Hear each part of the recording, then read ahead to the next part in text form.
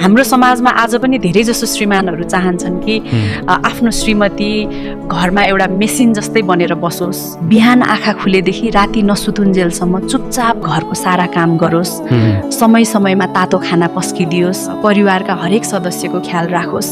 यति मात्र कहाँ हो र?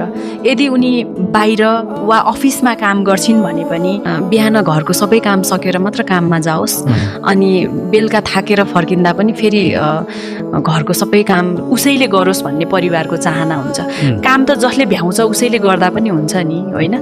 तर सबैलाई लाग्छ कि यो दायित्व उसको मात्र हो, उसलाई सघाउन कोही अघि सर्दैनन्। उनीहरूको नजरमा राम्रो र संस्कारी श्रीमती त्यही हो जो कहिले प्रश्न गर्दिन र चुपचाप सबै सहन्छन्। तर जहाँ उसले आफ्नो आत्मसम्मानको लागि अलिकति मुख खोलिन् भने ठिक त्यही पलदेखि उनी त्यो घरको लागि खराब श्रीमती वा बुहारी बन्न पुग्छिन्। उसको मन कतिपटक भक्कानिएर रोयो होला, कहिले एक्लै किचनमा, कहिले सासू ससुराको कचकचमा, त कहिले श्रीमानले नदिएको साथ सम्झेर। सुन्दा निकै तितो लाग्न सक्छ, तर धेरै जसो बन्द ढोकाभित्रको वास्तविक सत्य नै यही हो।